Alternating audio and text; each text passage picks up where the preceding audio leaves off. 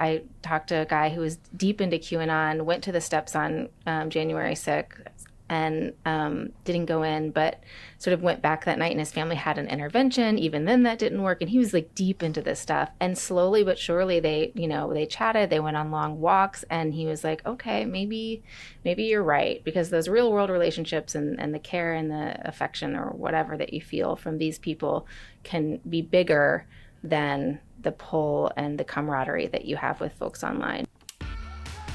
And welcome back. You're listening to Hysteria, the podcast that truly wants to believe every Kate Middleton conspiracy on the internet. Every single one. Every single one, but knows the internet is a cesspool for misinformation. Maybe there's multiple universes, and all of these things can be true at once. Wouldn't that be nice? That'd be great. I love it. I'm loving this mess.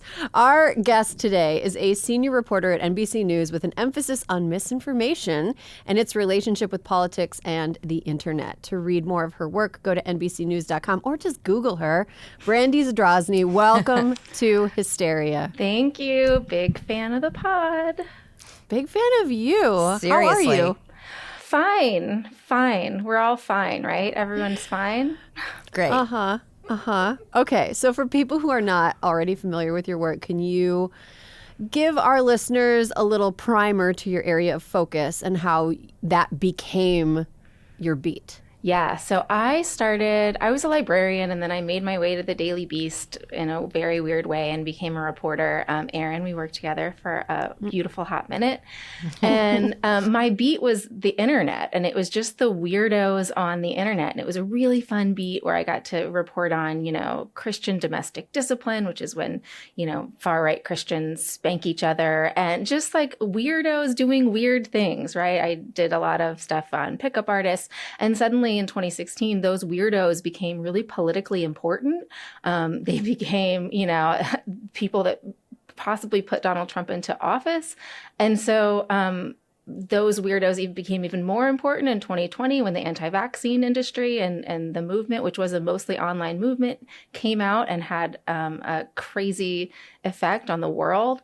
And so now I'm somehow a political reporter because RFK Jr. is running for president. I did not have that on my bingo card. So all of the weirdos on the internet, that is my beat. And that sometimes means lots of different things. Oh my goodness. What was your favorite rabbit hole? Like the one that you're like, these are weirdos and I cannot get enough of these weirdos. But I truly did love the Christian domestic discipliners. They had such a vibrant online community. And they had just websites about themselves and forums, and we're just so into it. And the day the story broke, they called it D-Day, and it just rocked their world in this way that was probably my favorite as a journalist. I was like, I have power here. This is kind of fun, but I think about them all the time. I'm going to. Now, you know that we're going to have to link in bio to how people can find them. Brandy, how do you think moms ended up falling down this alt-right pipeline? I'm kind of obsessed with this because I feel like there, but for the grace of God, I could have been one of those folks. I was in Vermont when I had my first baby. I was very crunchy. I, read the Ina May Gaskin books. I got a midwife and a doula, and I watched The Business of Being Born. And I was like, this is the truth, obviously. And so, part of it is the truth, right? And that's what's so beguiling about this sort of thing. Women are historically neglected and abused by the medical system. And so it makes sense for us to be looking for another way. And then this beautiful baby comes into the world, and it's like the anxiety that comes with that, with protecting this little being when you don't know what you're doing and you just want to do well and you want to protect this thing. I think that it makes total sense that moms with this anxiety, with this very self-ward looking moment in your life where you're looking at yourself and your baby, it makes sense sort of that you might align with people on the internet or in political circles who say you and your family are the most important thing. Get the government out, get experts out. You know what you need. Your God and your body will tell you what to do. Those messages perfectly aligned for me. And so like I see a lot of women sort of get caught up in that aspect of it, the wellness aspect, the godliness, the spiritual, that conspirituality stuff. It's a very like gooey Venn diagram. And I kind of swam in it for a minute and then luckily swam right out. But that makes a ton of sense to me. It seems like talking about the moms, especially like during the time of pregnancy and birth, which is like a really vulnerable time. There's something that happened to me when I had my first daughter where I was like, after she was born, I kind of like didn't care if people thought I was crazy or being mean or a bitch, as long as it was in the service of like protecting her.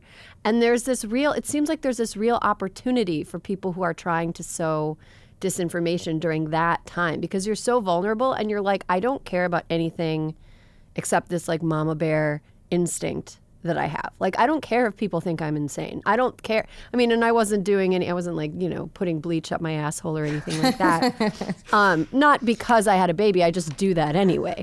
But I think it's so interesting because now it's also like an isolating time. And so these women aren't necessarily they're connecting with each other through like social media. So what role does like Instagram and Pinterest and other social media websites play in, I guess, the radicalizing of that like new crunchy mom demographic? Yeah, I remember when I had my first, I got like one of those covers for when you breastfeed. And then, but I was like, again in Vermont, I was like, I wish somebody would come up to me when I'm breastfeeding and like, I'm not wearing a cover. And like, I was like, I'm not like that. Like, I'm not an antagonistic person, but I was like wishing someone would come up to me and say something just so I could fight back. It's a weird hormonal time. But I think you're right. Like, there is the mom groups that I belong to and that I've seen over the years as a reporter and as a mom myself, like they are there when no one else is. They are there. Social media is there at 1 o'clock in the morning when you don't have a doctor to turn to because doctors are unavailable. Social media is there when you have what seems like a dumb question, right? That you don't want to ask out loud and that you're nervous about, or that you think the answer that you get from an expert will be one you don't like. Like this woman I wrote about who was something like 43 weeks pregnant and didn't want to go to the hospital, wanted to have her baby at home, knew if she went to the hospital that they would induce labor. So instead she turned to the social media group to get the answer that she wanted. And, like that was very sad. She lost her baby. Oh God. Awful. And then right when she lost her baby, the first thing she did was turn on Facebook in the hospital and go back to her group for comfort. So it really is like, it's everything to some people. When I had a baby again, I was in Vermont. I didn't have any family. I was online all the time in Facebook groups, in mama forums. It's a lifeline, and it's unfortunately, and you can get really great information from them too, but it's the problem that misinformation is so prevalent in it, and that can be really dangerous. I've also noticed that there are huge gaps in care for women at really crucial moments in their lives, and one of them is having a baby, and another one is menopause.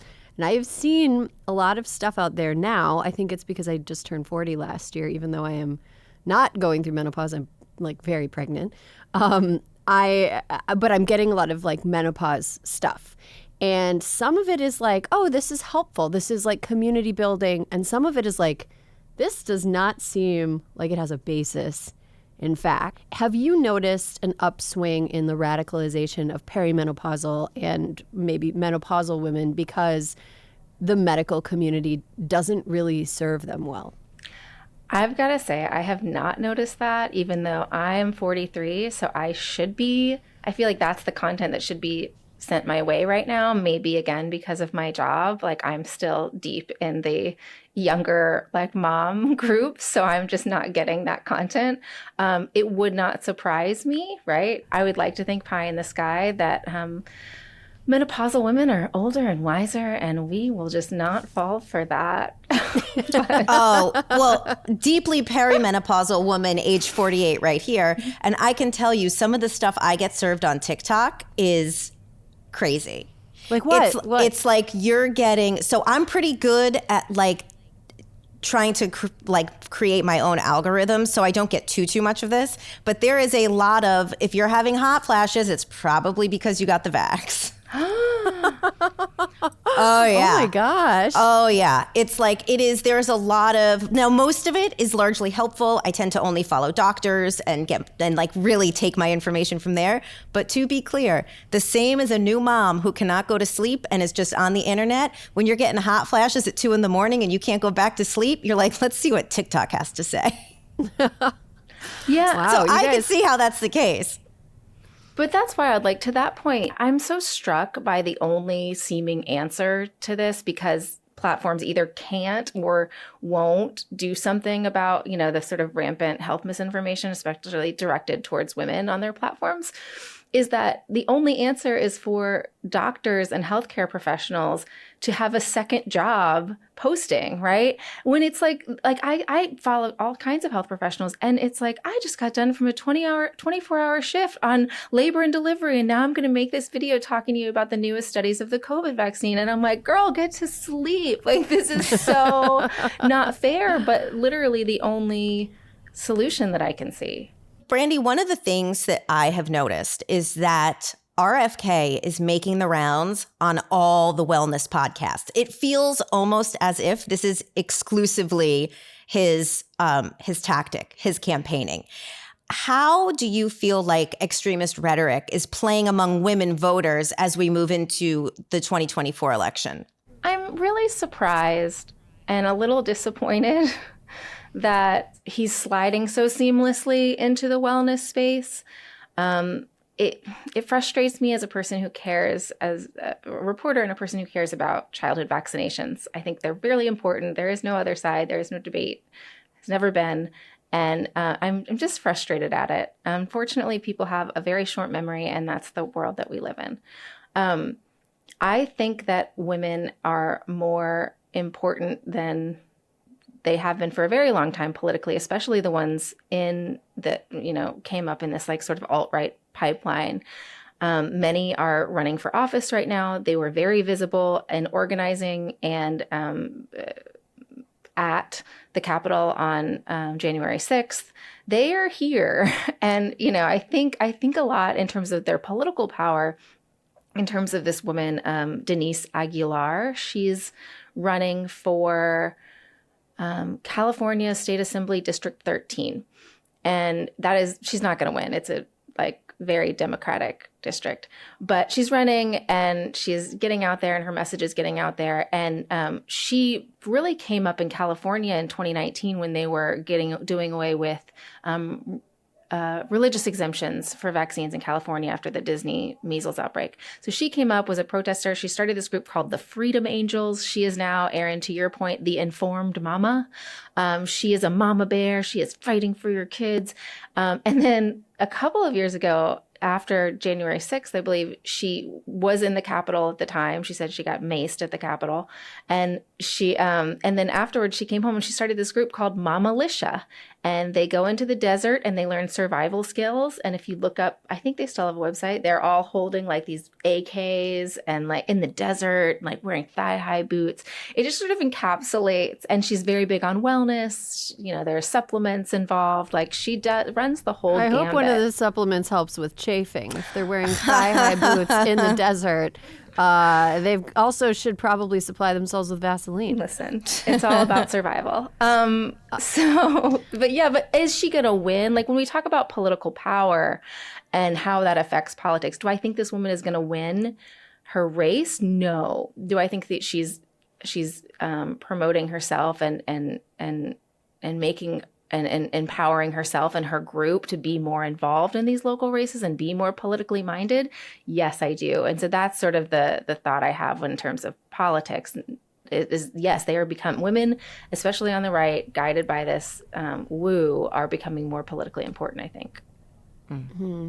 I've also noticed that it sort of doesn't matter if somebody like her wins an election, because there is a living to be made on getting a lot of attention. How dare you? I know. Is there a way out of the cycle that we're in where it seems like there is a niche living to be made, like peddling disinformation and misinformation? What needs to happen in order for it to no longer be a lucrative path toward making a living for some of these people? I feel like there's a pendulum swing and I'm waiting for it to happen and I'm not seeing it happen yet. Like kind of what happened with the MLM, right? Like industry. Like there has been a pendulum swing where now I feel like everybody sort of knows the dangers of MLMs, how they're not going to make you rich. And there's sort of a grossness involved with people who still sort of do that. People know what to look out for when someone comes in and says, "Hey, hun," on your Facebook profile. You're like, oh, no. I mean, I hope that the same thing would happen when it comes to, you know, wellness influencers on Instagram selling air purifiers or ionizers or grounders for your mattress, whatever it is. We are not there yet at all. It still seems like people think that this is a great idea and it still seems to be lucrative. So I don't know when the end of it is, unless social media companies decide we don't like this kind of scammery happening on our platforms. You mentioned the blueprint of the way that the lie starts as just like a liar telling a lie, and then it jumps into real life and then people get hurt. Can you explain how the blueprint worked in the case of the measles outbreak that is currently happening in Florida? Oh my gosh.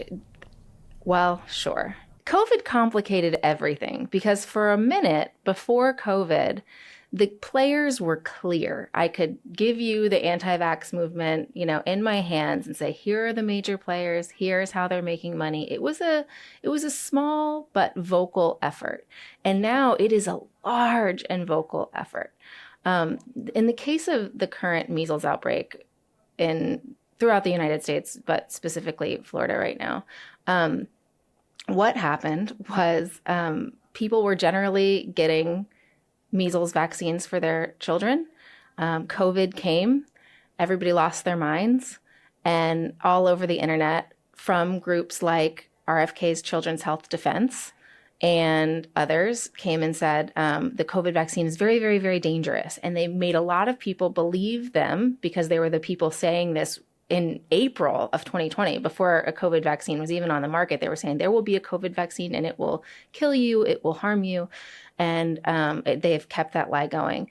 And so many people bought that lie and were watching Del Bigtree's The High Wire or, again, RFK's Children's Health Defense channels and videos. So many people are now engaged in that material that, like Children's Health Defense, called COVID our silver lining, because they literally said, we're going to take our big audience now and we're going to show them that vaccines for children are also unsafe. So they just moved their messaging, and that really worked. And so what happened is vaccine exemptions are at an all-time high throughout the country. There are pockets where children are very unprotected from the measles vaccines that are going. These same groups have dismantled laws in certain states that protected children, like Mississippi and West Virginia. They've chipped away at those protections. And so they've opened the possibility for measles to spread, because measles has always been there, just sort of waiting, and it will continue to do so. And in Florida, particularly, Ron DeSantis appointed a Surgeon General who was part of America's frontline doctors. America's frontline doctors were the I don't know, I'll say it, the wackadoos who stood in front of the Supreme Court steps and said COVID vaccines are going to kill everybody. Dr. Emmanuel from Texas said that they were of the devil, and that it's just a wild group of folks. And at the time we wrote about them saying, look at these wild group of folks who are selling supplements and are just wild people. And now one is in charge of all of Florida's health. So it's no surprise when he says, oh, you're fine to go to school if you want to, but you don't have to if you don't want to. And so we're in this space where everybody is out for yourself in Florida. And, you know, people who agree with this stuff are championing it online, people who don't are saying, that's terrible, and kids are getting sick. And they will continue to get sick. It will get worse. Yikes. Yeah, it almost seems like the people governing Florida hate their jobs and are just trying to kill everyone so they And don't people. have to have a job. They hate people too. Yeah, they just don't want to do that. They're like, you know what would be great? Fewer people to be in charge of. It's just, you don't have to work in government. You can work in something that's non-customer facing, Ron. Brandy, have you seen ways that it's possible for people who get caught up in this to get unstuck? Or is it sort of hopeless once somebody starts down the crunchy mom to alt-right or curious peruser of social media to alt-right pipeline? Like, how do they turn back around? It's very difficult and rare. I think the come to Jesus moments are hard because usually when it's a moment for that, when you're at that place, it's because something terrible has happened. You have lost someone or you have gotten very sick. And at that point, you sort of have to admit to yourself and others that you were terribly wrong. And that is a very, very difficult thing to do. To say either I was scammed, like I was scammed, I was wrong, and I was a mark, and I just got it wrong, and someone or I have been hurt from it. So instead, you usually in these groups see a doubling down, which is a strange thing when sort of tragedy strikes or the harm becomes real. I've seen a couple of instances where people have had sort of a change of heart and gotten out of it, and almost always it's been because of real world relationships where people just kind of stood by them non-judgmentally and said, I talked to a guy who was deep into QAnon, went to the steps on January 6th and didn't go in, but sort of went back that night and his family had an intervention. Even then that didn't work. And he was like deep into this stuff. And slowly but surely they chatted, they went on long walks, and he was like, okay, maybe you're right. Because those real world relationships and the care and the affection or whatever that you feel from these people can be bigger than the pull and the camaraderie that you have with folks online. But it's so rare and so sad that like I'm constantly on the lookout for formers to tell those stories, but they're rare. So it's all of our problem now. Yeah. Brandy Zadrozny, thank you so much for joining us. This was super interesting, and congrats on becoming a Campaign 2024 reporter. Thank you so much. From Christian spanking to climbing a mountain with a contender for the presidency. We're so glad you were able to stop by. Please come back again sometime soon. Thank you. Thanks, y'all.